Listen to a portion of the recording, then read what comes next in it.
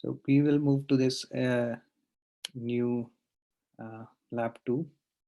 So here, lab 2 exercise, you'll have to go and click a new repository on the GitHub. I'm going to walk you through very slowly what has to be done as part of this. So you can go here, click here, and you say this is an option of new repository. And you click here on the new repository.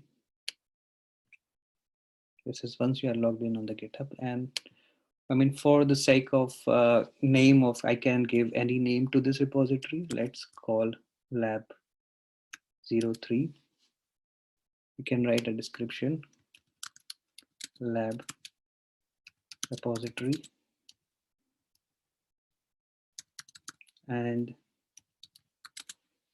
we will keep it as public. And because we want to copy our own project into this repo, so it says it is generally not advisable to initialize. So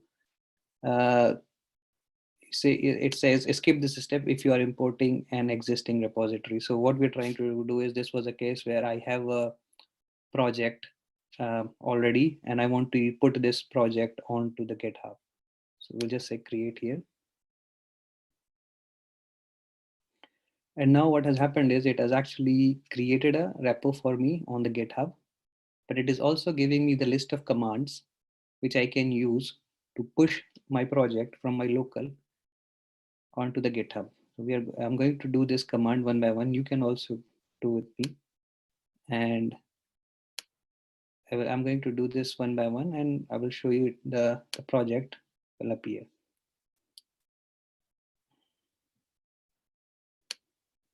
So this is my, let me clear up my terminal. So this is my terminal, and I will just come out here. I'm in my home directory. So I've done nothing. I've launched a terminal and I'm in my home directory. So from here, I'm going to go into a directory where my project files are. That means where my actually development work is. But till now, this development work was in, assuming that this development work was in only in my local laptop. And now what I'm trying to do as part of this exercise is trying to upload this on the GitHub, a copy of this. I come here and I go into Git directory because I just created this bit more structure. So inside the Git, I have right now, I will create a new directory called lab03. I will be consistent with what the name I've given of the repo onto the GitHub. So if I go back here, I have given the name as lab03. So I will use the same name. And inside this directory, sorry, I will just go inside this directory, lab03. So I will do cd lab03. I am inside the directory now. So I was, just to repeat if anybody has missed. So I was in the home directory and I navigated onto my laptop, local laptop or local host machine or a development machine to a location where my project would have been created. So right now I don't have any file. So what I'm going to do for the purpose of exercise, I'm going to create few files here and then sync this file into the GitHub repo. So I will create, let's say, a new file, say test1.py, or I will say just, I will, for the purpose, I will be writing Python code in this file. So it's just a file. I mean, it can be 100 lines big code as well. So right now I have one file. There's, can add more file, readme. I can add, this is a lab repo. And I've got two files down. So right now I've got two files here. And I will just follow the instructions, which is right now here. And you see, this is where we were looking at the git command, right? What he's trying to do in the first command here is actually creating a file. But we can create file as we like. So we have created file using vi and we can create file anywhere. We can even have any Word document or PowerPoint. Git doesn't mean that it has to be a programming file. It can be any file which needs version control. The next command is git init. So I'm coming back to my terminal, and I'm in my lab directory, and I can see in this directory I have two files which I've created, readme and test1.py. And what I'm going to run is git init. This is going to initialize this folder with all the git metadata. So it says initialized empty git repository in this location. So what has happened is now whatever is in this directory can be maintained as a version control. We'll go to the next step is right now, even if you don't know, so I can do git status. What is the status of the git right now? So I am typing the command which is git status, and it says I am on the branch master. When git status is a fantastic command. We'll cover in the slides, but just a quick glimpse here. My current branch is master. I have no commits done, and I have two files. And these files needs to be, these are untracked files. That means Git is not recognizing these files. So first thing I will do is I will add these files. So I added the README.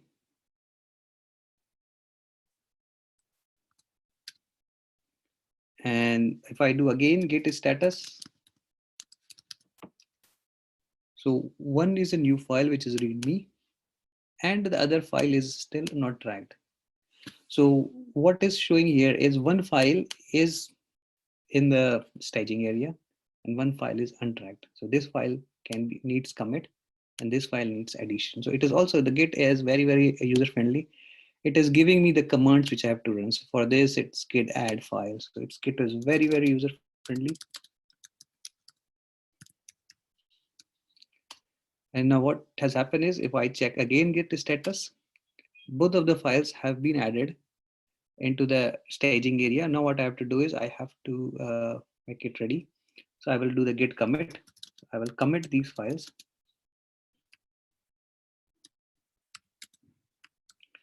Git commit.m. So all the commands we are going to cover, new files. And now what has happened is the two files have been committed, and it says two changes, two insertions, and this is now ready.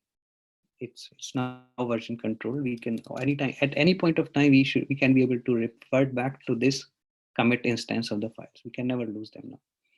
And if I do git status, now it says nothing to commit, worked clean. That means I have all my changes saved and I'm ready. So what I can do right now is I can push this into the repository which we have created on GitHub. So what it says is this is the command git remote add origin.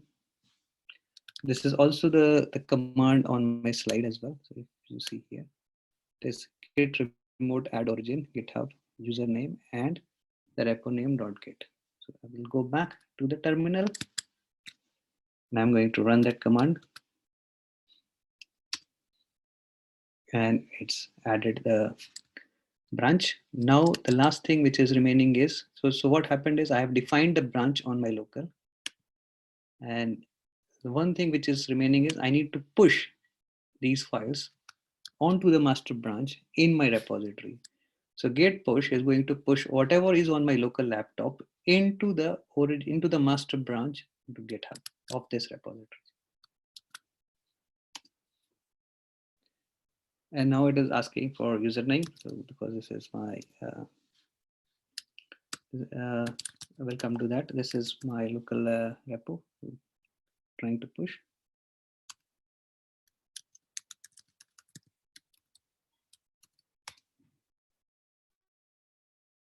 Happened is all these the two files have been pushed onto the new branch, which is master here. If I go back on my GitHub, this is my GitHub page, and I can go back and click here. And I can see there are two files, readme and test1.py. So this is how I can add any of my project which is not currently on GitHub or version control onto the GitHub, which will become from now onwards version control. It shows me one commit, one branch, and that's currently the status. So we can follow any other Git commands on this repo. We can clone this, take the next step, create a branch, and will discuss all those. So far so good. I will go back to the slide. So all we have to do is go on to GitHub, log in a GitHub, click on the new repository, give the name of the repository, and then click create. Once we do create, it will basically show us the list of commands to be run here, like creating few files, or if you already have files, you run the init and then do the add of those files which are already there in the project. So you can just do git add a dot and it will add all the files in the directory. And then once you have added, then you commit all those files. You do just git commit dot and name of the commit.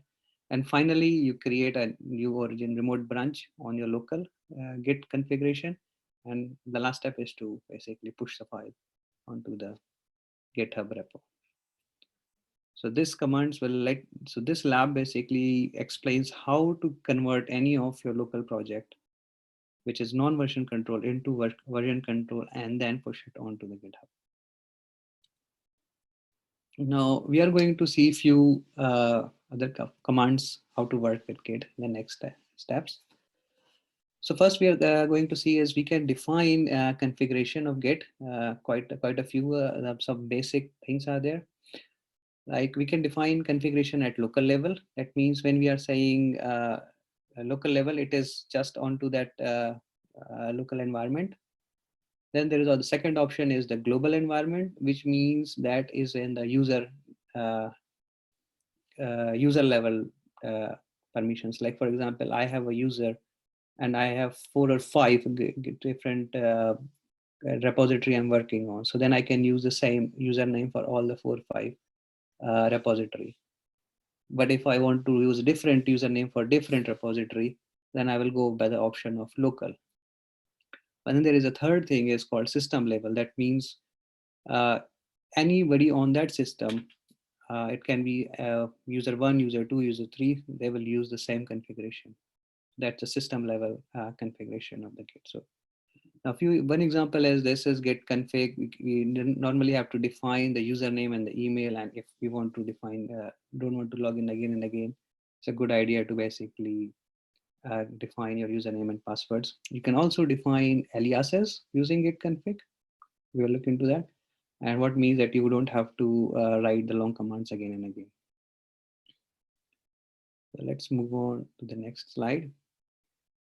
So working with a repository. So one of the big advantage of Git is you can clone the repository. What it means is we download all the files of the current repository into our local laptop, local environment. So which means we have a local copy of all those files, and then we can work on that repo. Now, when we are doing that, there are few options to use that. Is first, by default, it will create the same directory which is defined in the repo. But if we don't want, we can use the command to give an option of directory. That means clone that repository into a directory. Name what you will be providing as an option, which is git clone, what name of the repo, and then the directory. There is also a very useful thing is using tags. You can clone on a specific tag. Why the tag is very important is generally many open source projects are always in a developing phase. What it means is if you there will be so many contributions going on. If you are on the wrong version, on the non-stable version, that means you will hit so many issues with your local code because you have pulled the latest available thing in the master. And somebody will say, okay, don't use the latest one because we know there is a known problem in the latest master commit. So go one version before, use this version or use this tag to pull the stable code. In that case, what you can do is you can use git clone, define the name of the branch and the tag, and then give the name of the repo. Sorry, it should be not the tag, it should be the name of the branch here. And one and the last command, which is a shallow clone. Now, why do we need actually shallow clone, and where it is useful is once we run the git clone, it is going to clone all the versions from the start of the repo.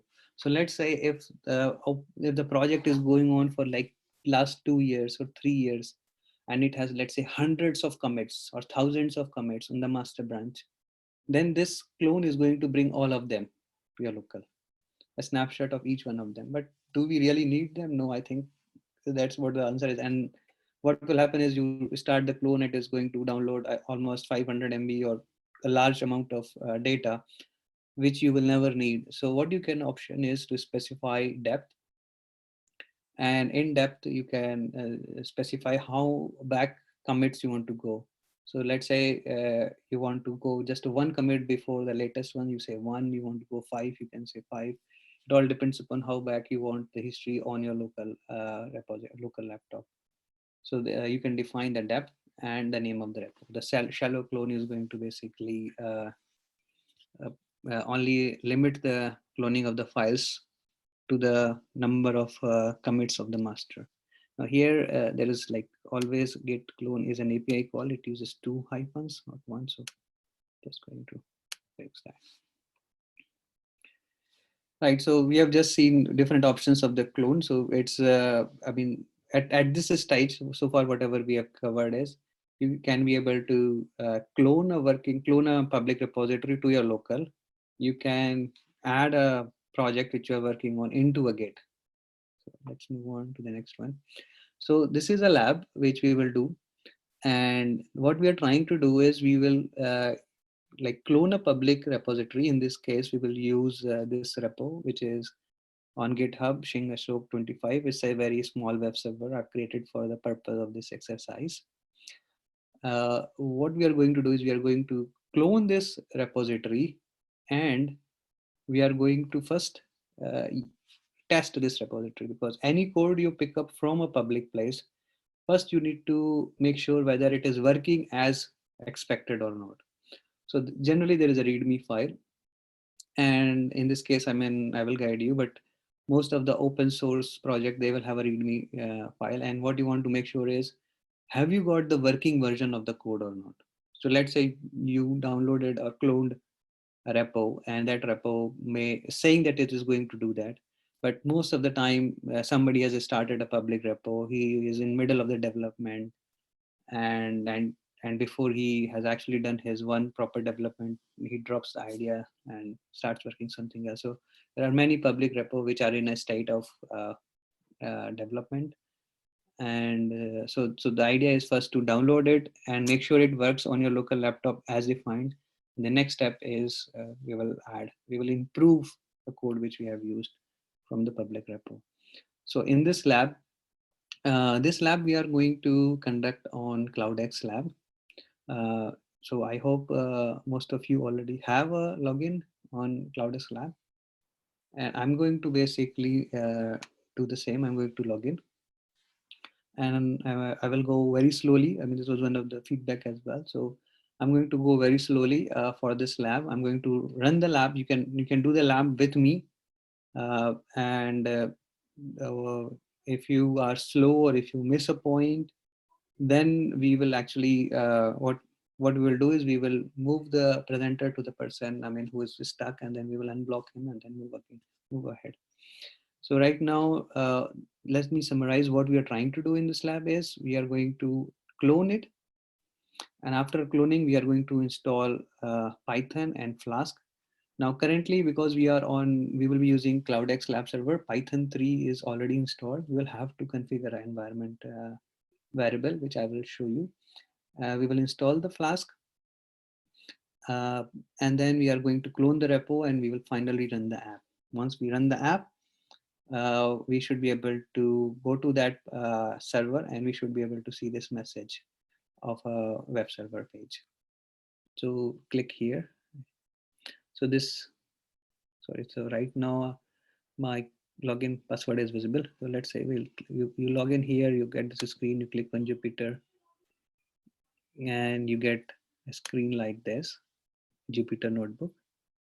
And from Jupyter Notebook, you can click on the right side, not the first one, logout control. Bottom below that, there is an upload new. And from the new, you can launch a terminal. And this will open a new tab in your browser. And this will how you will get the terminal. I'm going to just close my previous session. So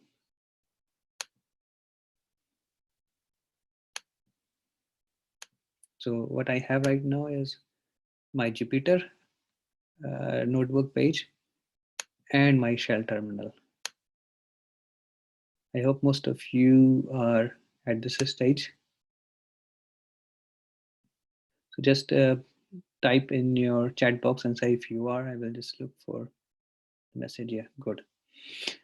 So you can see, I will just wait for a few more messages to come in. Yeah, so I think this is straightforward. Right, so first step is we need to check which Python is installed here. So we'll just type Python. And this one is like 275. This is a Python version, Python 2. What we need is Python 3. So what we are going to do is we're going to come out of this Python prompt, which you can do using like Control D.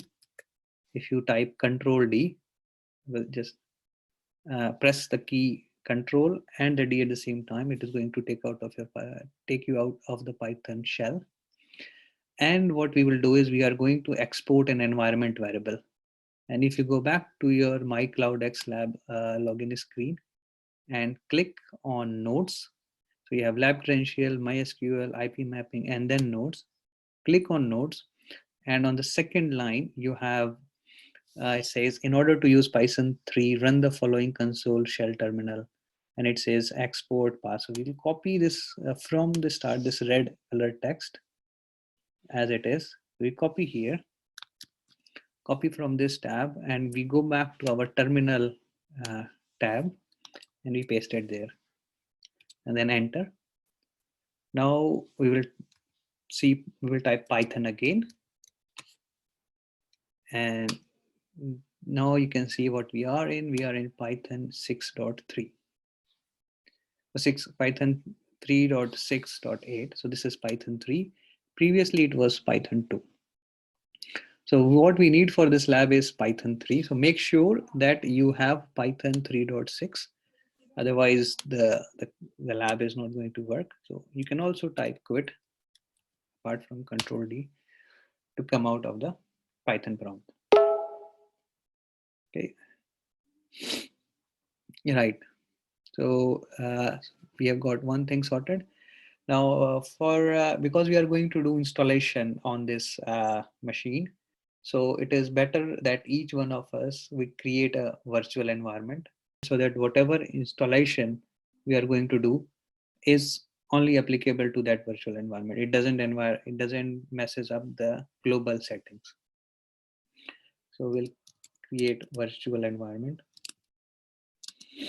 And we can say -p Python. It defines which version you're using and the name of the directory. So here we can say, let's say web server for my example, or I will just name it as one. So for the sake of uniqueness.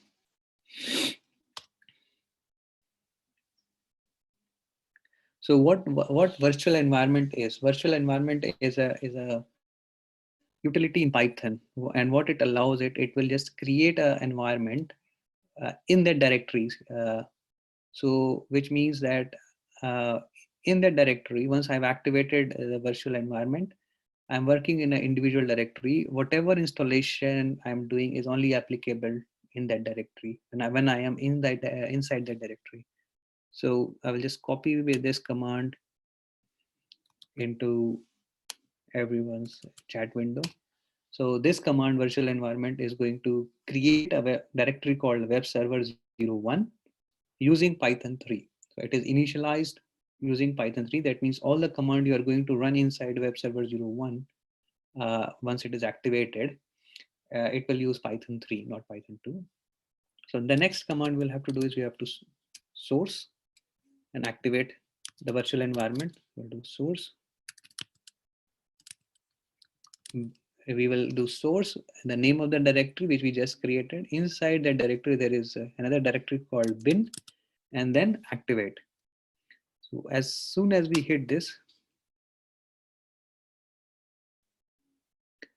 as soon as we hit this, it is going to create a new activate the new virtual environment. And how you can see this, you see this text on the left hand side, it says web server 01. So my web server 01 environment is activated. Now whatever command I am going to run is going to run in this environment, web server 01. And once I'm out of that environment, it will come back to the state where I was before the before activating this environment. Okay, so now so we need a directory to work on where we will clone and everything. So we can use the same directory, web server 01, or we can use a different directory. So every time we instantiate a virtual environment, what happens is, let me just cover a little bit here. If I go inside web server 01, it has actually 3 directory, which is called bin, include, and lib. That means these are the directories needed to create this virtual environment and use it. So any installation I'm going to do will be inside the lib directory, and most of the binaries will be inside the bin directory. So I will be using mostly from these 3 directories, but if needed, it will also use from outside. But so what I need is I will come out of this directory, and so I'm going to come out of this web server 001, and here I can, let me see what I have here. So there is already, I will create a new directory. I will create session 3, and I am going inside the directory called session 3. So I am inside the directory session 3, but my virtual environment is still web server 01. So directory creation is happening outside the environment. Installation is inside the environment. Now I am in session 3 directory. So this command source web server 01 bin activate is going to activate the virtual environment. Then what we need from here is we are into a directory here, and we are going to clone the repo. So let's look into the repo. I'm going here. I'm going back to the slides, and this is the name of the repo. I'm coming back to my terminal. Say git clone and the name of the repo.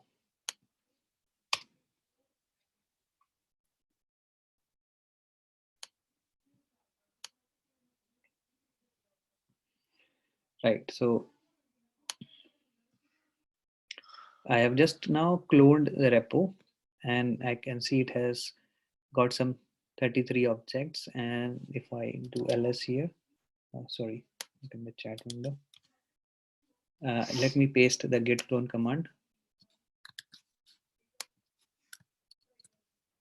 So this is the git clone command that will let you clone the repo on the local server. So now I have this directory called web server inside session 3 folder. So here now I can do ls, and I can see the files here. Now what is if I go back to the slide, it needs Flask. So it says install Python 3 and Flask. I have already installed Python 3 is already there as part of the environment. Now we are going to see how to install Flask. So I'm going back to my terminal. Question. Oh, we are okay. So we are creating session 3 is just because we want to put all the local code in a separate directory. Not that's why we just. I mean, it's just organizing your workplace. So you can create directory or you can create inside web server. It's not matter. So we'll come back to the questions. Let finish the lab, and I will meanwhile just see. Yes, we haven't done any. Okay, I will come back to this, the questions. Let me just reach to a stage where I can take a pause, so it will not break the flow. So we are here in the web server, and if I go inside web server and I do git status, it is showing me on the branch master. So here I am inside the web server. When I've done a clone, the git is already there. If I do ls minus la, there is a .git directory here when I've done the clone. And where I am in my location is it's my home directory, and it's a session 3, and I've created a session 3 just to separate all the work I'm doing for today. And then I cloned this web server, so it's inside web server.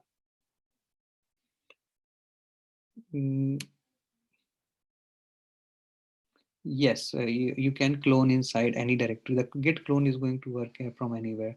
As long as you can connect to the GitHub from that particular host, you can do a git clone. I mean, try to run the command. So we have got the git clone, and now we are going to install the Flask.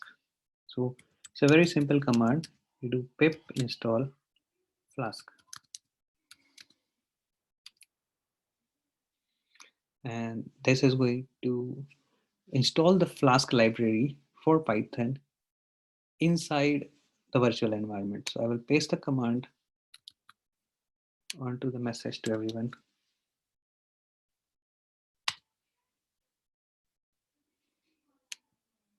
Yes, you can still clone inside session 3. It's just a directory. We can clone any from inside any directory. But please make sure that you have activated your virtual environment. So make sure that your virtual environment is activated. Because if you are installing Flask, it will install for everyone on that host. So what we want to make sure is Java Flask is only installed for that particular user in that virtual environment. Yeah. So could somebody has already answered is Flask is a like a web framework written in Python, which basically makes the creation of web server very simple, very easy. Otherwise, you have to just I mean, it's up to you if you want to install pip upgrade, but I think this is fine. It has actually successfully installed the Flask. So for this exercise, we are good. Now let's look back. What else the lab is asking is, so we have installed Python, we have installed Flask, we have done the clone. So all we have to do is we have to run the app.py. So I'll go back to the terminal. Sorry, I did click somewhere. And all we have to do is here is we have to run Python.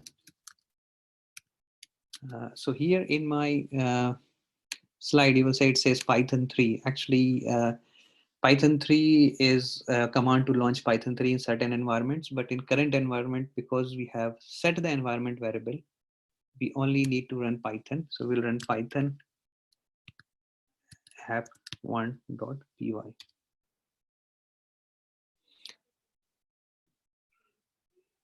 Okay, right. So because this is very good thing has happened just now.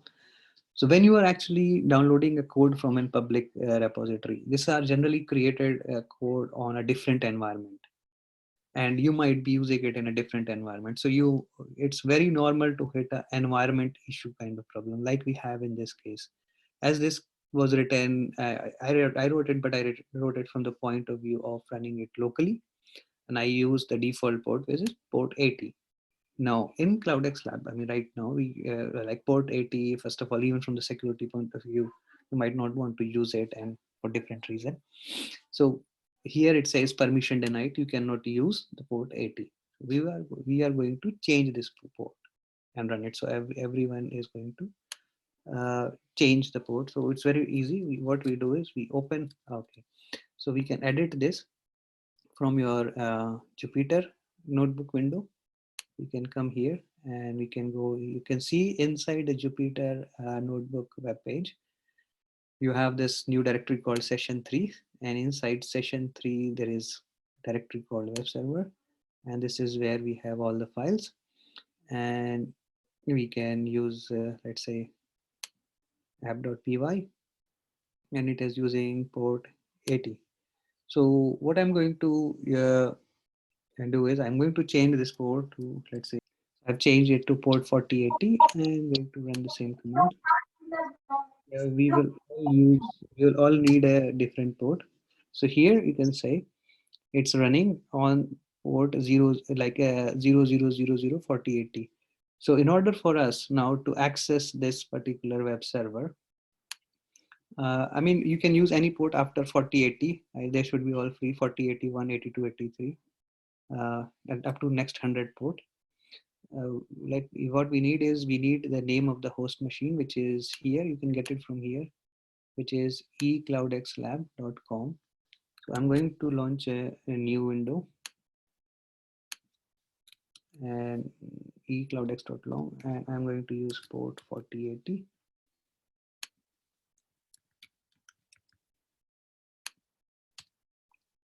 And I get this response from the web server. So here, this port has to be edited for, has to be different for everyone. So this is your lab one. Let me go back onto this slide. So here it says you have a working web server with the message "Welcome to CloudxLab Flask website," which is what we have here. And this is the CloudxLab server.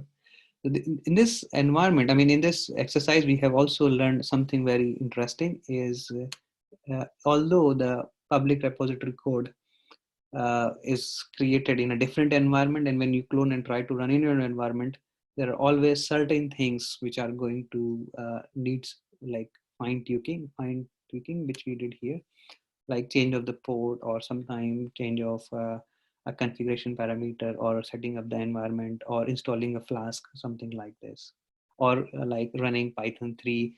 If somebody would have somebody will download this repo and will try to run with Python 2, is not going to work.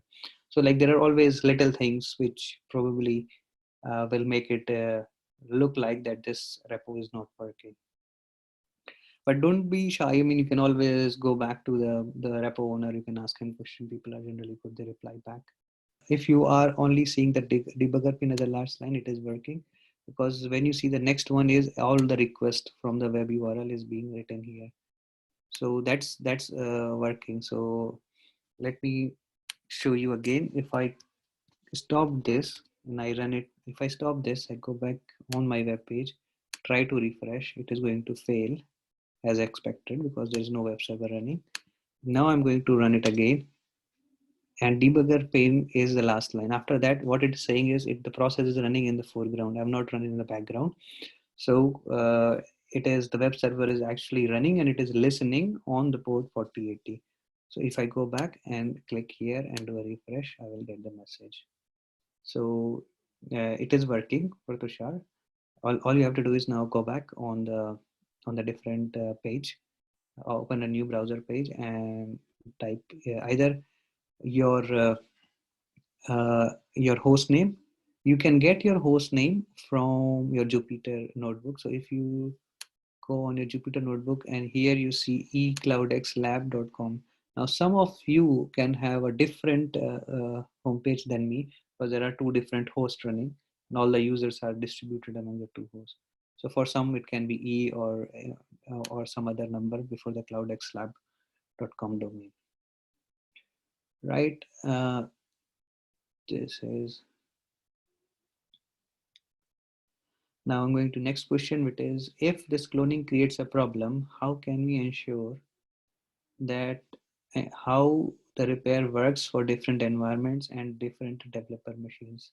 So generally, most of the stable repositories, they have a very good README, and they also give you so they also give you the steps and instructions to follow it, but they don't teach the basic elements. For example, here, I mean, if I should have you can write a requirement.txt. Most of the repos which I've come across and from my experience, if it is a public repo, people who are already very trying to be as detailed as possible. Now, people in development environment, like the problem which I'm seeing, the port is being used as a very common problem. And generally, most of the problem you hit at the time of cloning the repo and using the repo will be very generic kind of problem, environment issues. And these are like developer face on every day-to-day basis. Now, where with an individual is also, mm, most of the parameters are for the default setting. So unless you are actually running this code in a very specific environment, it should work. Like for example, if somebody downloads this code on his local laptop, runs it, it's going to work out of the box. Now it's because we are in a specific lab environment in a different subnet, and we are multiple users are trying to share the same machine. We have these kind of adaptations, and which is very good because mostly when you are working in an organization, you will have these kind of environment where you will share the resources. So it's good. And it's more like mostly what you have to do is you have to follow the messages, error messages when you run it, and from there you try to debug it. But readme and the requirement, the readme is as clear as possible. And for most of the repos, it really tells the description what to be done. In fact, what many repos do is they actually give you the an export of the environment variable, run this export, and then after that run this command. And if you run that export command and then the actual command, it works straight off the box. Yeah, so either it will be ecloudxlab.com or it will be like something else. But the host name, just very carefully check your host name. Your host name is in your address on the web page, which is https and then Jupyter ecloudxlab.com. So you don't need the Jupyter. After Jupyter, copy from there. Okay, so I think Abhinav has already said either it will be ecloudxlab.com or fcloudxlab.com depending on your console.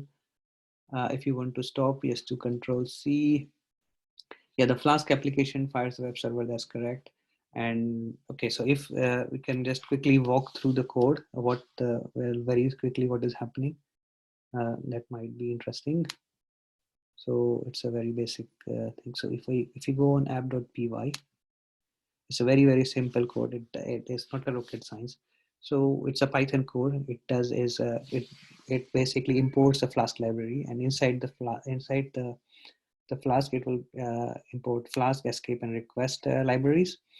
And this app basically instantiates the new object of Flask. And here, by default, it has an option of defining a root. So the entry point, the slash is actually the port number, and it's the main. So your says is whatever you will write here is the main the index.html. And you enter your entry point is name is equal to main. So because this is the name you have instantiated here, you define with the main class, and then you just run the application. You can make it false if it is production, because this is development, it is true. And that's why you see this message here. It says warning, this is a development server, because we have made this debug mode true. And for debugger, there is a pin here because it's more for development. And then it says host. I mean, if you want to run it on a particular host, you can specify the host here. You can specify the specific port. That's it. What it does is, if you go back to the code here, it basically runs this class, and it will basically return whenever there is a GET request. It will basically reply with this return message. So if you see here on the terminal, it says there is a GET whenever it gets a GET request, and it replies with 200 and with that message. If you paste the port number that someone else has used, you may see the message, but someone else fired the web server. Is that correct? It will render it, but it is not your server. That's correct, Rick. Yeah, I think that's a good point. Is what is happening is you are not actually you are actually not getting the request on your server. So what you can do is you can see when you are firing the request on your console, you should see this messages coming up, and it is also telling the source of the message request. So what is happening right now is, so I can if I go back to my console, I can see there were like 1 or 2 requests coming from a different location, but most of this 90 to 54 to 43 requests are mine. Whenever I'm getting hit request is coming from here, and somebody might be, if somebody else is requesting your server, you can see here. Right, so we just did this lab. So I mean, this lab, what we did is we cloned it, cloned a public repo, and we ran it on our local or whatever environment, and the lab environment, and it basically gave us the desired output. So now we can, we have a local development code, and what we can do now is from here with the gate is we can add new files, we can update an existing file, we can delete files, and while working, if we have to actually uh, like delete or discard our changes, because we have done so many changes that the last working config, it's very difficult to revert back to a last working state. For example, we had right now in our local copy a working web server, and we start to upgrade, and we are trying to add a new feature to it. And what happens is we write a lot of code, quite a few of bit of code, and then what happens is even making sure that the basic functionality which was running from where we started is even not working. So we can stash our changes and we can revert back. We can either stash, or we can actually uh, do the diff from the working one, or we can go back to the working one and selectively pick the code what we want. So the main commands, I mean, generally most of the time we will be using is adding a new file or a directory, committing the changes, I mean, removing the files if we don't need it. So all these works which we are doing right now, everything is happening in the local. Git add happens in the local directory. Git commit happens in the local directory. Git rm is also in the local directory. And when we are stashing the changes, everything is happening in the local directory. Nothing is happening on the GitHub repository, the hosted repository. Then, so the git status, this is a very, very useful command. Whenever you're working with Git, the Git status generally tells you what stage you are in the Git, and what is the next command you should be doing it. So generally there are actually 3 stages for any file. So one is like untracked files. Untracked files are the files which we just created. For example, we want to add a new function, or let's say in this web server, we want to add a new page. So we create a new page .html, and this page HTML, we have just created this page, right, written the header, footer, and made it nice. And if we check git status, it will show as untracked file, because this is a file created on the local file system, but we haven't told the Git that this file is still part of the repository. So then here it says, if you see in this line, untracked file, it says use Git add files.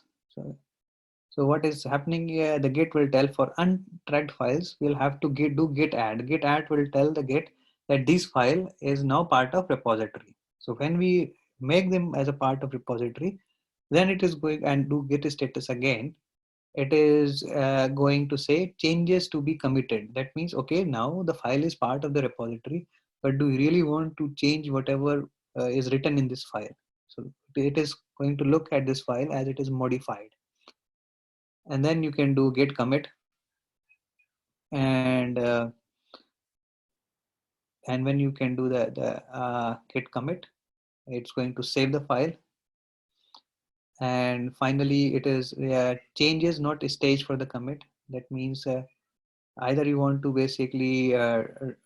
uh, basically write it into the file, do the git add and add it to the repository, or you want to discard the changes using the checkout.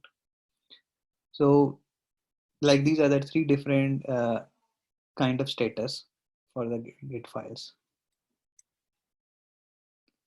And these are like the flow. What happens is we add a file. Untracked is a file which we just created. we add a file, it comes to the staged status. Now we have a file which is part of the repository. That means this unmodified file is a file which we maybe just cloned from a repo, or this file status and the hosted repository status is exactly the same. So either what we can do from this stage, either we will edit the file, which means it will become the modified file, or we will actually remove this file, that we don't need this file for our local development. So we'll say git rm, and then it will become as an untracked file, and then we can remove this file from the file system, and it will not even show in the untracked file. That means removing it completely from the repo. Then once we have edited the file, it will be in the modified. From the modified, it will go to the stage where it will say it is ready for the commit. And when from the staged we run the commit command, it will be aligned into the stage like between the remote repo and the local repo, and it will become as an unmodified stage. That means it will say everything is up to date in the remote branch and the local branch. So these are the different stages. But most of these things, once it is committed, then it says is happening locally. There is only one step is so from this stage, once it is in unmodified, like we have done the local commit, we have a pending task of synchronizing the repo. So our local repo is consistent. That means it's our working tree is good. But then we have to do the git push. It will make sure that the hosted repository and the local repository are aligned as well. Now working with git tags. The tags are really important, and it is used very much in the git. Tagging is something which is most widely used thing. It is very important from the point of view of release process. So I mean, in DevOps, the release process is very much streamlined, and the idea is most of the tags they actually are used for doing the release, cutting the releases of the development. Now the tags are basically of two types. One is annotated and one is a lightweight. Most of the times you will be using a lightweight tags. So in the industry, almost 80 to 90%. I mean, everywhere I've seen it is lightweight tags, but there are annotated tags as well. They are more like commits. That means they will store a lot of information whenever this tag is associated with anywhere. Now, lightweight tag I mean, there are a few commands. You can use git tag name of the tag. It will create the tag. You can do git tag. It will list the tags. You will do git tag -d tag name, which will basically delete this tag. All this is happening locally, but in order for this tag to be visible in GitHub in the hosted repository, you will have to do the git push the tags. It is not automatically pushed onto the repo. So you will do git push origin, and this tag basically is pushed onto the hosted repository. But generally before that, what is also done is this tag. I mean, the way it is used in the industry is the tag is associated at a point where we want to make a release of the code. So what happens is today is, let's say, is a release date. And what we say is anybody who wants his code changes to be released, they should do the merging with the master branch or the main branch, whatever is the process. So we'll come to the process. But what the release administrator will say is, okay, release cut start time is, let's say, today 8 a.m. And he will say, please make sure that all your changes are merged before that. So what it means is at that time, the release administrator is going to tag the master and use that point snapshot to generate the release.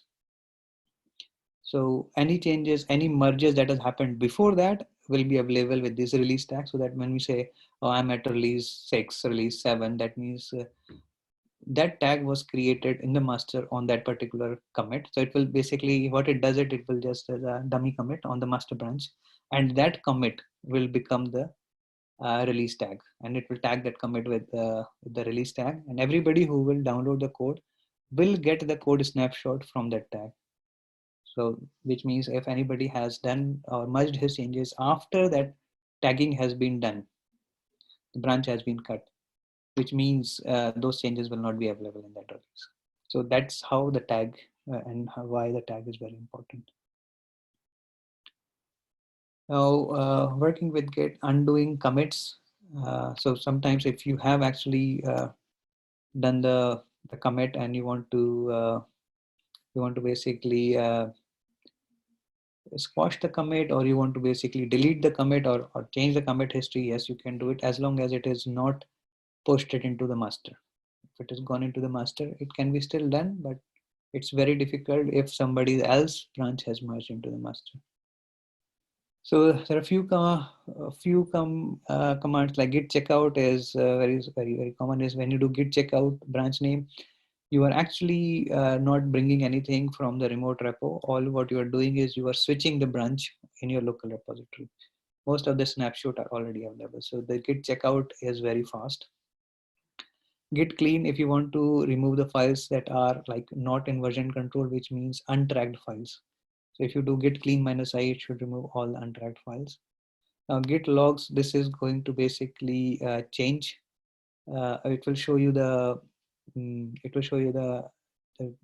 transition of the commits, at what time the branch has been created, the branch has been merged, and the branch commits had happened. So that we'll run these few commands and we'll see as well. Now here the command which I've done, git logs. Git log simply will show you the logs. I mean, the command which I've given you here is basically it's give you in a very pretty format or in terms of representing how the branching has happened. We'll come back to that once. Sorry.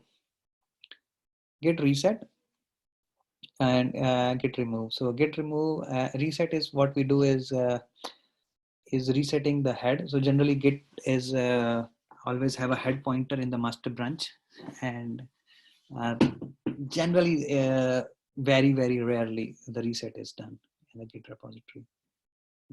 And it has like 3 different kind of resets: soft, mixed, and hard. And what it means is where you at which level you want to reset the master head. It's generally not recommendable, but it's very rare that the reset will be used. But there is an option where you can actually move the where the head is pointing in the master branch, or in fact in any branch. And then git rm is if you want to remove the files from your working directory, and telling that okay, this file will not be tracked in anymore in the git. So then once you git rm, the file will be shown as untracked.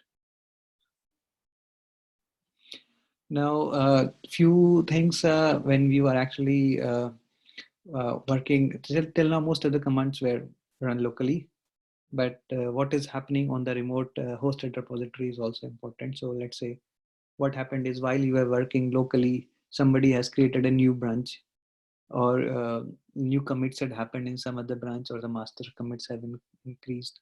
So you can do a git fetch a particular branch, and that it will bring all the commits for that particular branch from the latest, from the point of view, from the point of time where the branch was forked. Git pull is exactly pretty much the same command as git fetch, but it is going to also bring all the other branches as well, and any merges that has happened in those branches. Finally, the git push, what it is doing, it is pushing the local branches code tags to the hosted repository, which is GitHub or Bitbucket or GitLab. Okay, so starting, it is not necessary to run the git init in the directory before cloning the repo in any random local directory. Yes, because when we are doing git clone actually runs the git init first, and then it is going to copy the file. So it actually, you don't have to do it separately because it is inbuilt in the git clone command. Please explain git stash again. So git stash is where we want to let go our changes. We have done a lot of changes, but we want to throw them away. We don't want to use them.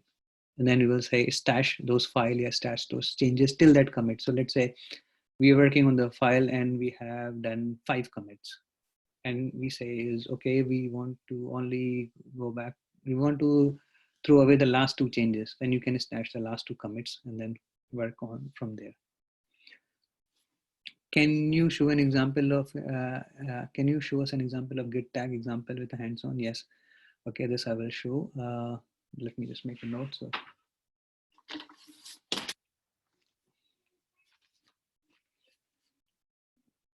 git tag. Can reverts be used on tags? For example, if there is any issue with the present build, can we go back to the previous tag build? Yes, yeah, obviously. That's the whole purpose, because generally the tags are the names of the release. Whenever we talk about in terms of any software release like version 3.1, 3.2, actually those are the tags. So, and that's what we do is we say, okay, pick up this release or pick up a release version, minor release version, this one. Those are actually tags, which are tags are associated with that particular branch, particular commit. So yes, it's possible. What exactly is a head? Yeah, okay. So this I'm going to cover in branching. Next topic is the head. Any hands-on with git reset? Git reset, we can, right now I don't have any lab for git reset, but we can, I will look into it and see. We can do this, but generally git reset is, okay, I will come back to you on the git reset. Is very extreme. Generally it's not recommended for any repos. Most of the things that git reset do, you will be able to do the rebase.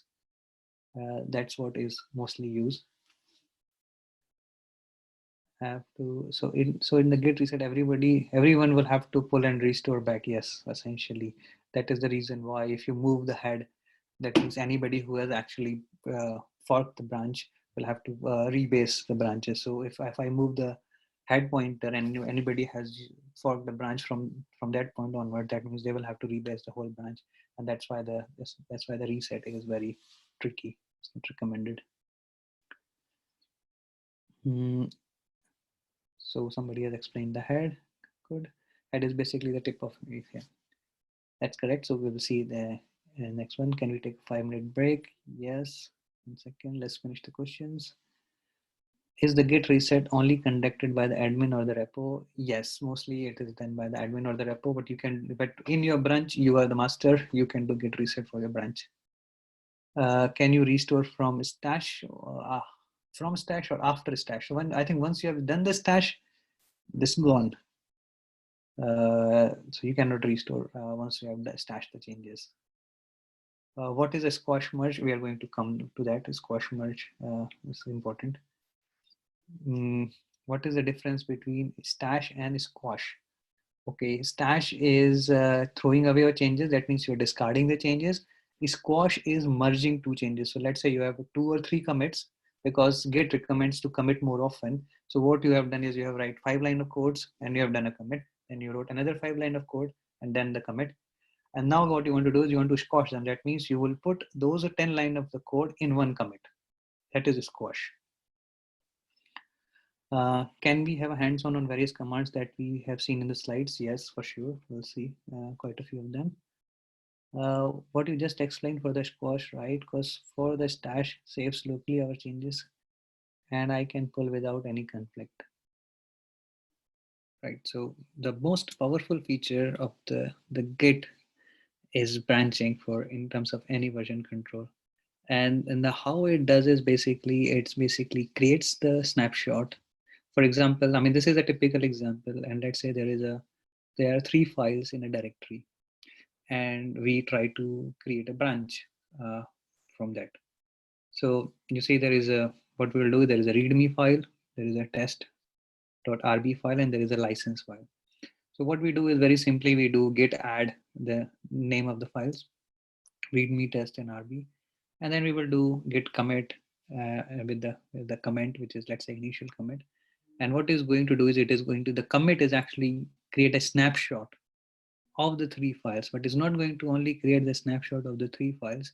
It is also create a snapshot of the tree structure and the tree size. So what it does is 3 files will actually have a snapshot. You can see here blobs. So first one, the second, the license file, and the third one is actually the license and the 3 files. And the pointers to all these 3 files are stored in the tree. And this tree has actually nothing but the pointer of the README file, pointer of the license file, and the pointer of the test.rbb file. And this particular block itself has a pointer, and which is part of the commit. The commit, or you say the commit will actually store the pointer of this tree. So it knows where it is, and it will still save the, when we are doing the commit, it will save the details about the author, who committed, what time, when, and all those details. So this is a part of commit metadata. So every commit has basically a pointer to the tree, and the head is actually pointing to the commit. So there was a question is, what is a head? So head is actually pointing to the commit. So whenever we try to fetch anything, head is like a top level pointer. It will tell us where the latest commit is. So if we want, we can move the head from the latest commit to the previous commit to the previous commit. And this is how the Git maintains a different snapshotting, different level stages of the file and the development of each one of them. So now what we are going to discuss in this slide is a typical feature development, or we are saying is, we can also say is this is also a workflow where we will do a branching. And I mean, it's a sample workflow. Most of the development work follows this approach. Now, this is not the only flow, but this is just one of the example flow. There can be other as well. So this is one of them recommended by the Git, how to use the branch. And this is how most of the industry is using as well. But then you can just scale it in multiple ways. So this is just the, well, it's a building block of branching. What we do is, from any point of time, you will see here in this graph, there is a blue line, which is the main branch. You can, some people will say this as a main branch, some people will say master, and some will say as a develop branch. But the idea is, this is a branch from which a developer will basically create his own branch and start developing. So here in this example, it is a master branch, and it is the most stable code. So none of the non-stable code is merged to the master. Anything that goes into the master or the main or the develop has been tested thoroughly that it is not going to break anything which is already running. So from that point, there is a new branch is created. Now this branch can be created for many purposes. It can be a new story, it can be a new bug, it can be a new feature. And once the branch is created with that purpose, there is some kind of a naming convention. You can say feature starting with bug, or maybe a user story depending your project code, but that's the naming nomenclature of the branch. Once the branch is created, there will be multiple updates in the branch. Like you will add file, then you will commit, you will push, then you will remove, and you probably merge few files as well from other places. So these 3 cycles will happening over and over and again for some time, until a developer is happy that, okay, or whatever changes I have done, they are good, and I want these changes to be merged into the master branch or the main branch. So what a developer will do at that point of time, he will create a pull request. Now, pull request is a initiation, start of the process, where the developer says that I have developed my code, I am happy with it, I have done the unit testing, and I want this piece of the code to be merged into the master. He is actually, by creating this pull request, he's telling the master branch owner or the repository of the owner that he has an intention of merging this code into the main branch. Now, what happens is, when a developer is going to create a pull request, Git by itself is going to compare his files with the files in the master branch, and there can be conflicting changes. So if there are no conflicting changes, Git will do a green signal and say your branch is ready to merge, or it will basically, the message will go to the repository owner to basically accept the merge. But if there are conflict, then it will show the conflict in a UI, and then the process of resolving conflict happens. And why will conflict happen?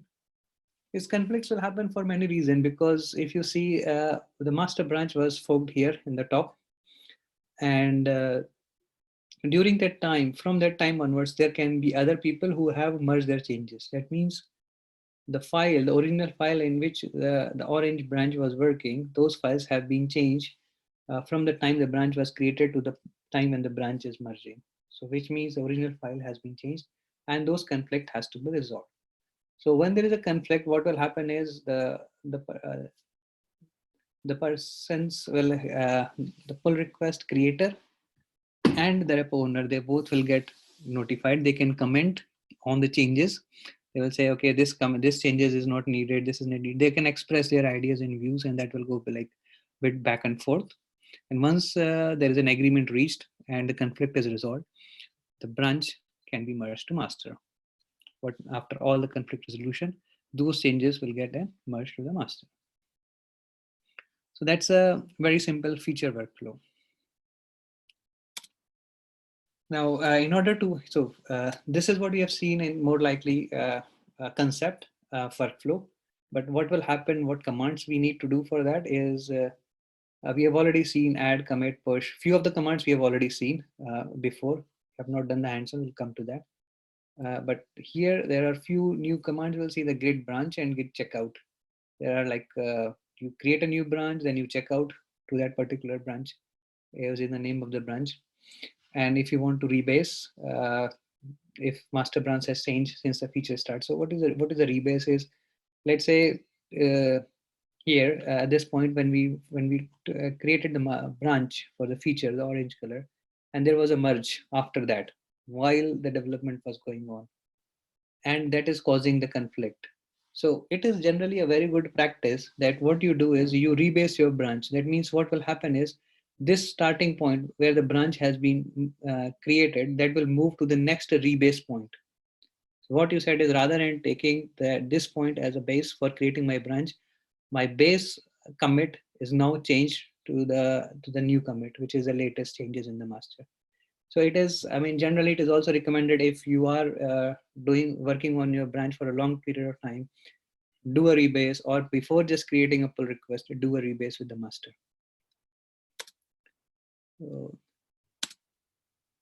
Now, I mean, we have a lab 4. I mean, in this, we will also see some hands-on commands as well.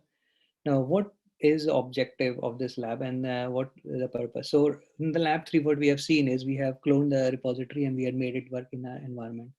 Now, what we are trying to do is here we are going to add a file in the repository and we are going to do some changes in the code, commit those changes, even add a file, commit a file. So I will just walk you through the task.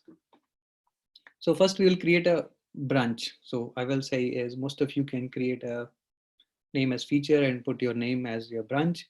Then you switch to the other branch. How do you switch to the other branch is you have this command called branch checkout, git branch, git checkout, and the name of the branch, whatever you have created. Once you have switched to the branch, then you can edit this file index.html and you can add the blue lines and you replace this here with your name and then copy your about.html file with your name.html file. You can also like customize it to whatever you like. And finally, you update this file called app2.py. And inside this, you basically add this blue lines. And in this blue lines, replace your name with actually this variable with your name. And this is basically once you have actually done all these changes and you run the commands, you commit the changes and you run the command. Even before the commit, you can run it. So there are multiple ways of doing it. You do the changes, you run it again. It might be working, it might not be working. So let's say if it is working, it's fine. You can commit the changes. If it is not working, you can again go back, stash your changes, and you can go back to the last working changes. What happens is what in the end, this exercise will give you with this page, and it will basically add a new link on your main home page where the server is here. You can see this little link with your name here. What you're doing is you are adding index.html with your link here and you're creating a new page. You go back here, you are adding this new page. So I'm going to basically do this lab now. You can do it along with me and we will basically go slow. Let me see if there is any questions.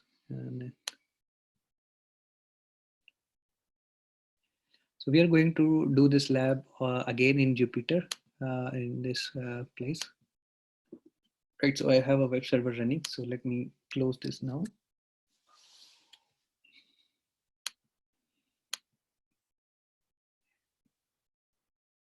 Essentially, I could have done the changes in the same app.py rather than app1, app2, but because I wanted to show you the flow as well, so I've done in different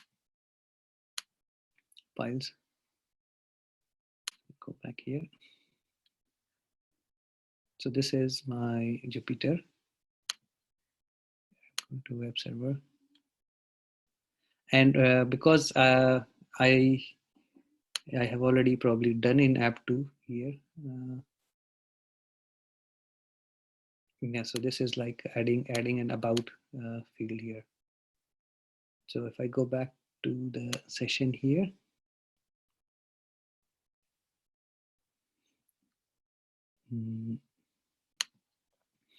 so I'm going to go step by step. I am on app2.py and I'm on the slide here. It says first open index.html. So I'm going to go here on my Jupyter. We have many windows open, so I will close few of them. Yeah, so I am here on Jupyter, but I'm going to go on index.html.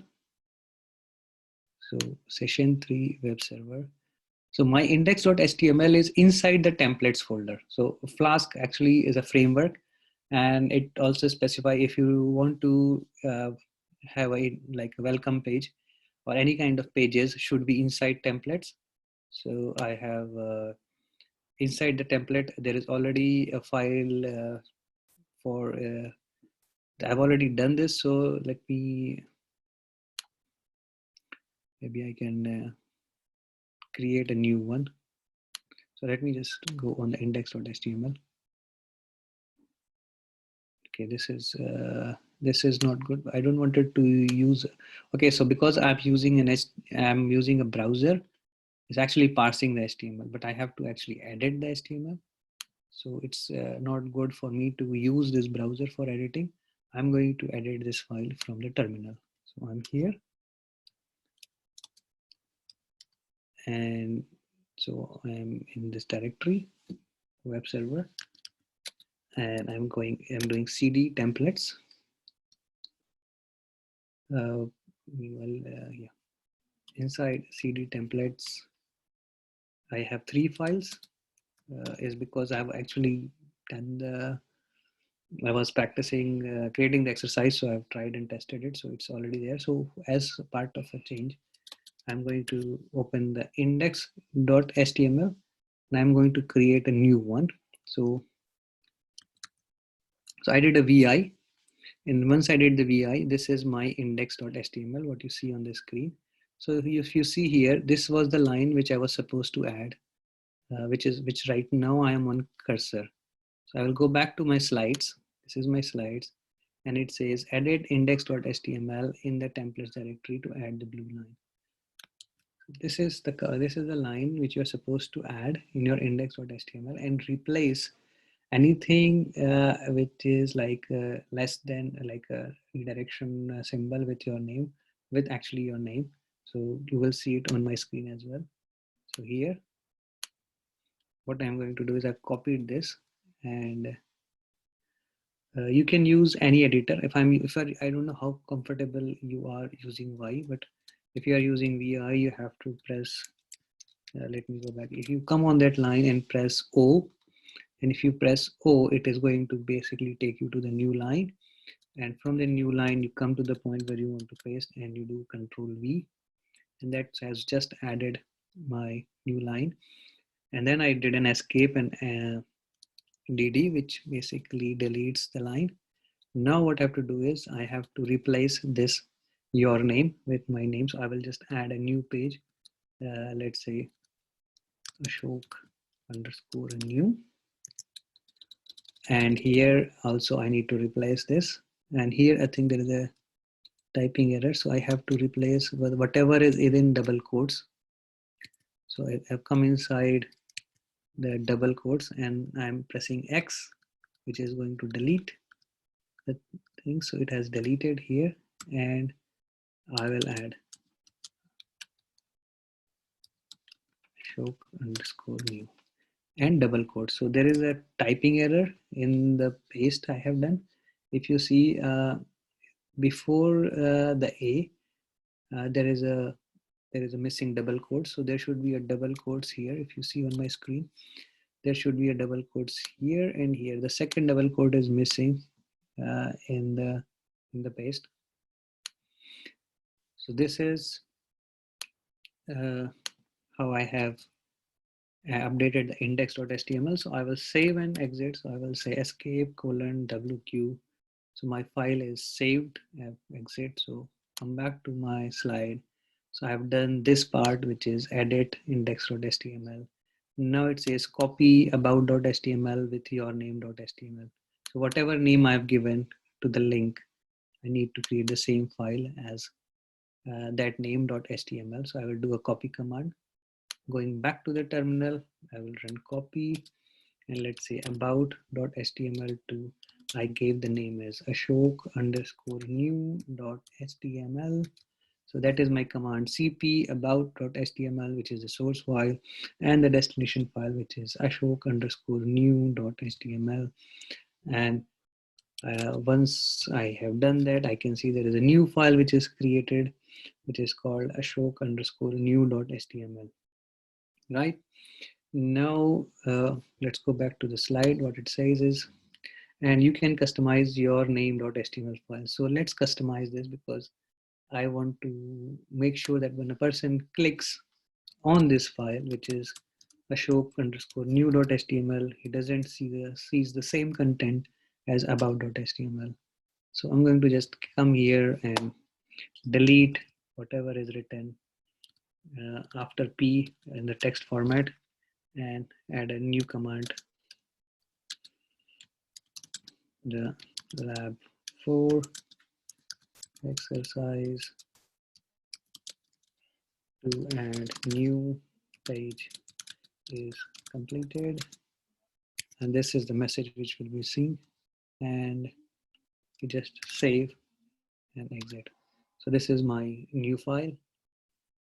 And let's go back to the slides. What is the next task is, we have to update app2.py with this blue line. So I'm going to copy this. We are learning a bit of everything. As I said, you can, I mean, there's nothing Flask here. It's more about you will be doing changes anyways whenever you're doing any development. So it's better to take a live project. So that's why I've given you exactly the copy paste to change the file. The objective is to understand, you take a working code, add a feature with a working code, and merge it into the main branch. So we are, but today is mainly Git. We're going to app. So we are going to come out. We are in the templates directory. We come out from our template directory and we open app2.py. And here, what it says is we have to paste this line, app root. So we are creating a new root. So you can see there is a root about or about, and we just create a new root here. And in your name, you can change.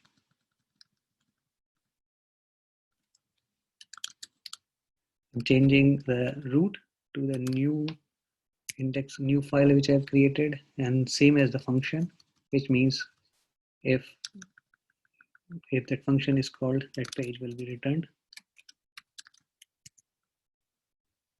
And render template is the name of the HTML file. So wherever I have the variable, I'm replacing this with the new name of the HTML file. And obviously the port. So I'm going to change this port to 4080. So now if I go from the beginning, so this is my root page, then this is about page, and this is the new page, which is all good. So I've done all the changes, and let's run the code.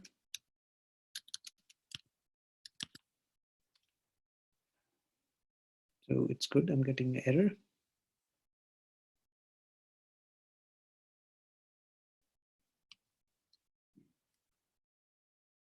Yeah, so this is something good which happened just now, because we are working in Python, and Python is very much sensitive to indentation, and it just complained that the indentation block was not correct.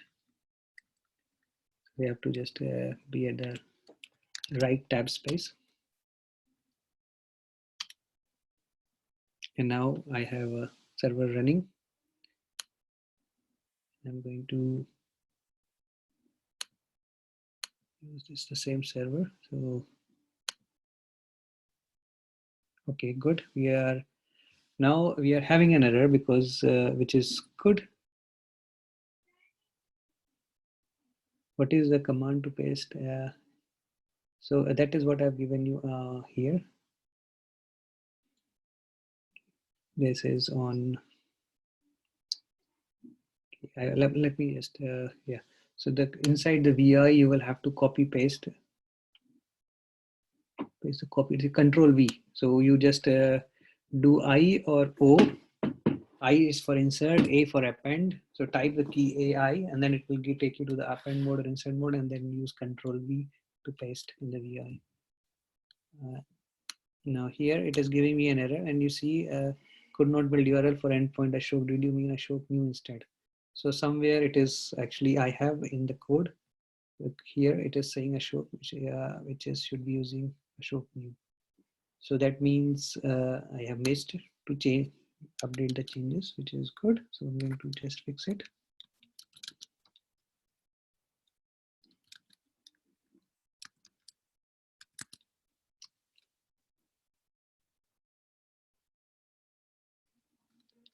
I think it is in the index file.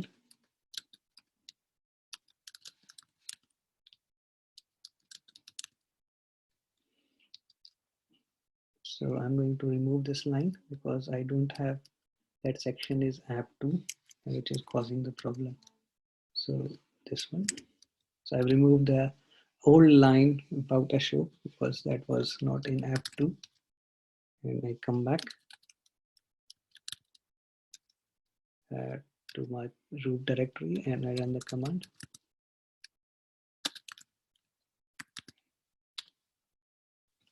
Good. And I can refresh this. And here I got this link. But interestingly, I am not seeing the link. I should, if I click on about us, I get the about us. But if I go back and check,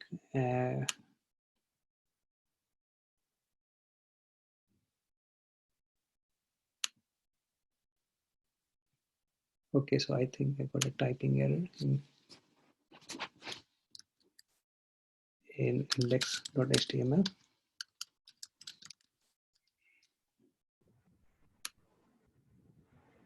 Okay, so this is the page. So this is just the page we have added, but the idea was what we have done here. Sorry, we go back to the terminal. So now what we did is we downloaded the code, we added a new line, and now we have added a new page, and we are happy with this function. And now what we want to do is we want to make sure that this is actually saved. The changes, we are happy. And if I do a git status in this directory right now, it is showing me that these files are modified and there is untracked file. This is an untracked file which is there. So right now there are so many changes, and I am right now in the git master branch. So it says on the branch master. So now coming back to the whole exercise, the point of exercise that we want to make these changes in the branch. So sorry, for some reason the terminal is frozen. Let me just refresh it. So my terminal just froze. Probably it will start from the new session. So what we are trying to do is we will basically create a new branch, and so we will see the commands, and we will do the same thing in the new branch, and And when we check out the new branch, we should see all the changes. So I'm logging back. I'm just restarting from the point. It basically froze my terminal. So I come back into the directory. So I am in session 3 web server. I'm just mindful of time. We have completed 2 hours. It should not take more than 5 minutes to complete this lab. And then we come back to the questions. So we'll do what the status is, git status. And again, we are on the branch masters. We have these 3 file edited and 1 file which is new. So what do we have to do is, as it is telling, we will add a new file. We'll do the commands which okay, we are not first. We will do the create a new branch. It is git branch, and let's say create a new which is called feature, and add new page, and then check out that branch.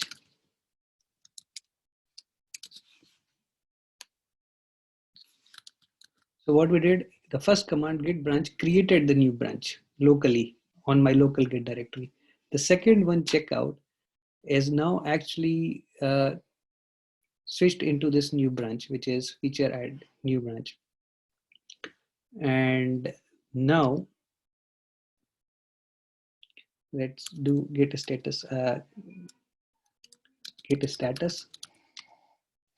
Now it is saying on the branch feature add new. Now all these things, I mean, if we were working on a local environment and we had this environment variables configured, it will show us on the prompt, which makes development bit more friendly.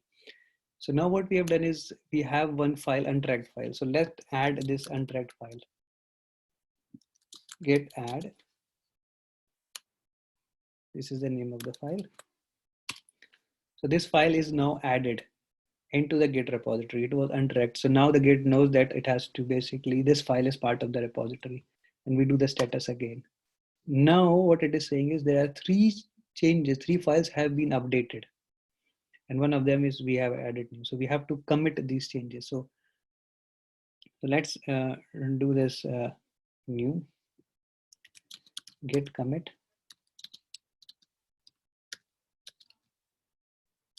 New changes. And so git commit dot means anything in this directory, and -m is the comment for the commit. And now it says 4 files change, and we have actually 19 insertions done. So and there is a new create file. So if I do git status now, it says nothing to commit. It's all already. And now what I can do is I can push these changes onto the repository. And it is asking for my username. It's fine.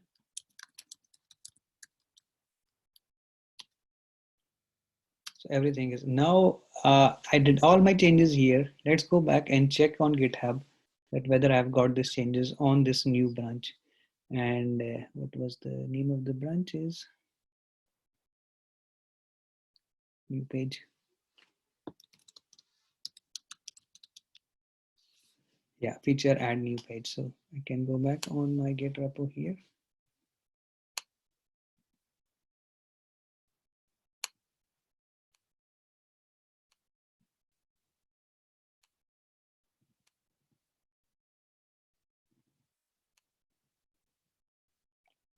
And here I have a new branch, which is feature add new page. And if I go inside this branch, I should be able to see inside template a new page.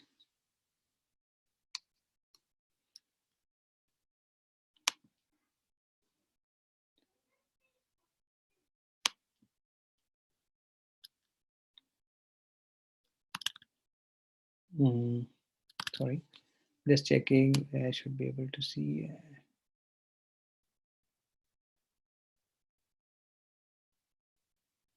So I should be able to see ashok underscore new.html inside the templates. Let me refresh.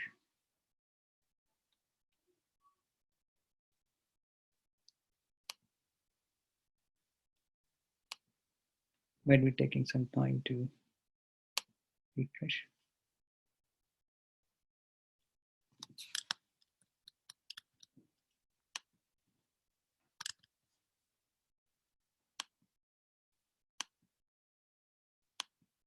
Right, so here I'm here.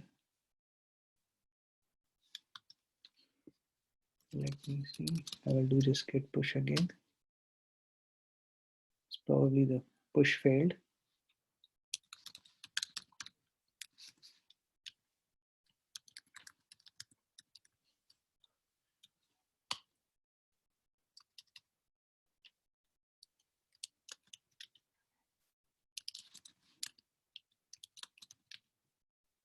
So right here I have two files. So why is it not showing here?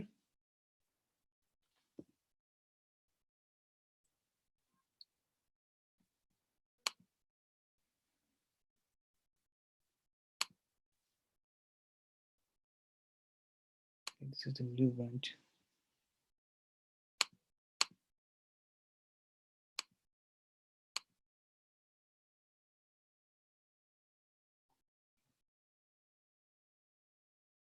Okay, let's see if let's check the changes.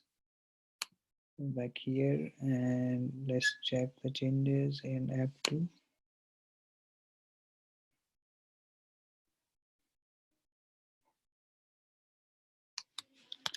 Okay, let's check the changes. Have we, when we actually did the checkout, probably did we lose the changes when we created the branch after doing the changes? Okay, it's quite possible.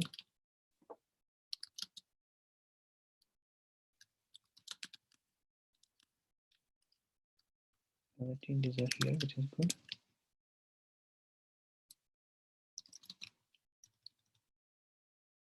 The git push is, for some reason, the push is failing.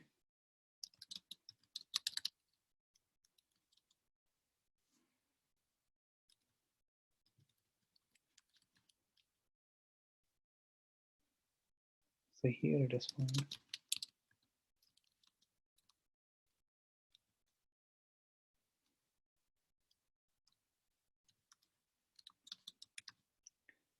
I'm going to push specifically on that branch. See if that works.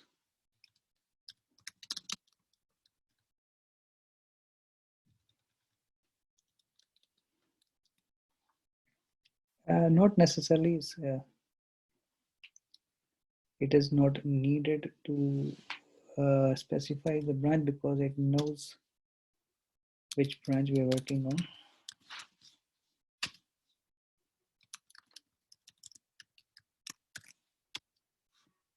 Yeah, okay. This time I think it did. So I think the push wasn't working before. And now it says it is writing committing objects and create a pull request. Now it says, and this is what, so previously I think that you have to specify the branch name. I think that's correct. Sometime, okay, so it will show that these objects have been pushed and this is how it should look like. And it will say once we have pushed the branch, it will say create a pull request. So this is the next step. This is when we are looking about, let me go back to the slide. So what we did is we basically did a commit and push the changes, and it says now create a pull request.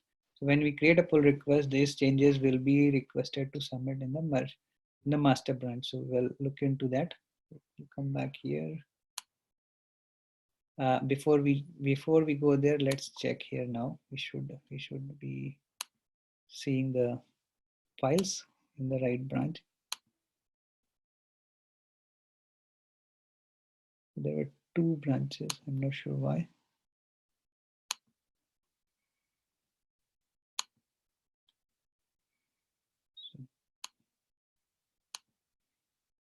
Right. So I mean, it has created one more branch. Probably one was already there with the same name. One I created, and that was probably it was causing the conflict. So this is the branch, and this is the new file. And if we go here, can look. One of the branches has an underscore, the other branch has a hyphen. That's the difference. Oh yeah. So that's that. So, Thanks. Yeah. So I think there are two different branches with underscore and hyphen. So probably one was already there. And the reason it was not working is probably the git push wasn't going through. So this is going okay now. We have added this file and I can see the changes. The next thing, as if I go back to the terminal, and it says is create your pull request. So I'm going to do that and complete this. So I'm going to go in my repo here. Generally, this is for other repo as well, but I can go here and click here on the pull request. So this is the step. Now what the step I'm covering is from this step slide is create pull request. So we created the branch, we did the update the changes. Now we are creating a pull request. Going in here and it says compare and pull request. And it says merge. So please, if you are not talking, to unmute. And this new branch is going to merge with the brace branch, which is the master. So here's new page and create a pull request. Now this pull request is going to see is whether there is any conflict or not. So right now it says all tick. That means there is no conflict. Most of the changes are exclusive, which means it is good to merge. So then I can click merge here. And when I say confirm, because I'm the repo owner as well, but generally this request will go when you do a pull request to the repo owner. Now in this case, this is my repo and I'm the repo owner, I can merge it. So what happens is actually it has merged this new branch and this code is now available in the master. So the merge is completed and this new page has been added into the master branch. And I can either delete this branch because most of the changes are already merged into the master now, or I can keep it. So for now, let's keep it and let's check whether if you go back here and now I'm in the master, and if I go in templates, I can see this new file. So what happened if I go back to the slide here is, so I created a pull request and it says it checked the resolution of the conflict and there were actually no conflicts. So it says it is ready to merge. And since I was a repo owner, I clicked on merge to master. The merge to master happened and we can see the changes now actually in the master branch. So we are in the master branch and I can see this new file is available here. I go back to here on app2.py. I can see this Ashok HTML here, which means that what we did right now is we executed this workflow in this branch, right? So we have covered this and now what we are going to do is we just ran a bit more than what we needed time is we have actually covered this branching. Right now we have done this lab and the next step is making a pull request into a public repo. So here, I mean, this is an exercise that till now what we have done is we have actually taken a code, downloaded on a local copy, modified it into our local repo and accepted the change request, accepted the pull request. But what you can do is, yeah, we will be just, I mean, I'm just finishing in 2 minutes, not more than 2 minutes.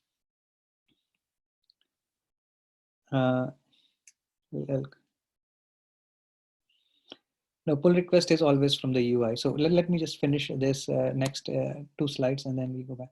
So if you, the next lab we have, this one is here, is to push the code changes feature back into the repository. So what we're trying to do is you take my repo, fork it, which means you create a local copy of it and then do all the changes and then submit the public PR request. And this PR request will actually come to my repo and I can show you this is how basically it will happen. So this lab is all you have to do is whatever you have done in your local repo, you have to do exactly the same thing.